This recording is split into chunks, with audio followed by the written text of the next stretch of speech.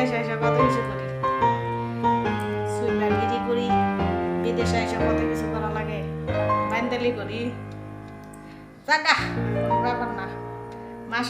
মাস শেষে এতটি টাকা দেয়। বসি আপনাদের কিছু দেখাইতে, শেয়ার করতে।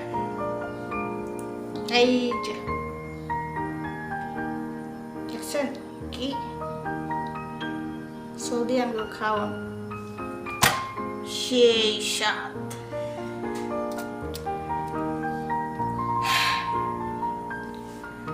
আইসে আনামাটা ছাগল কাটতে লইয়া, এই যে কাটন করা আছে মাংস,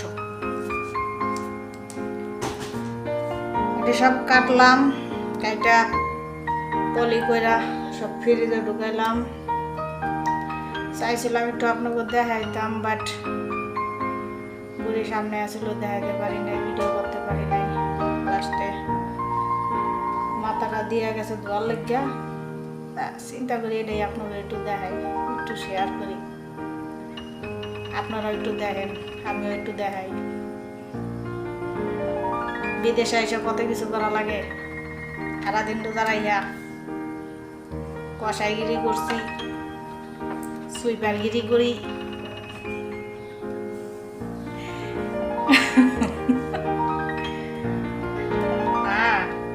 বাইন্দালি করি, বাড়িতে থাকতে থাল দিয়ে ভাত খাই, আর বিদেশে এসে কত কিছু করি।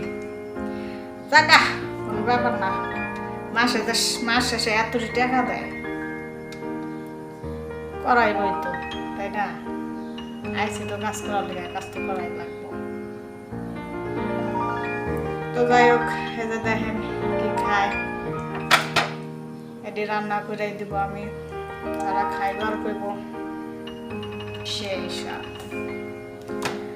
সব আছে দেখেন, এটিও খাইব। আমার তো 7 দিন পিড়াইলো, সম্ভব না। তো যাই হোক, রোজা রেখে অনেক কিছুই করলাম, আপনাদের সাথেও অনেক কথা কইলাম, অনলাইনে এসে শেয়ার করলাম। আমি রোজা আছি, সবাই দোয়া করবেন, আমিও সবার জন্য দোয়া করি। আমার প্রবাসী যেসব ভাই বোনেরা আছে, আল্লাহ পাক যেন সবাইকে ভালো রাখে, রোজা রাখার ইমাম দেয়। আর ভালো থাকবেন সবাই। রোজা রেখে অনেক কাজ করলাম, নিজের অনেক দুর্বল মনে হয়। তো যাই হোক, তারপরও আমার কাছে কোনো ব্যাপার না, আমি স্ট্রং অল টাইম। সবাই দোয়া করবেন আমার জন্য, ভালো থাকেন সবাই। সবাইকে রমজান মোবারক, আসসালামু আলাইকুম। আর কমেন্টসও বলে যান এই সৌদি আঙ্গুর খাওয়ান কে কে খান, বুঝছেন?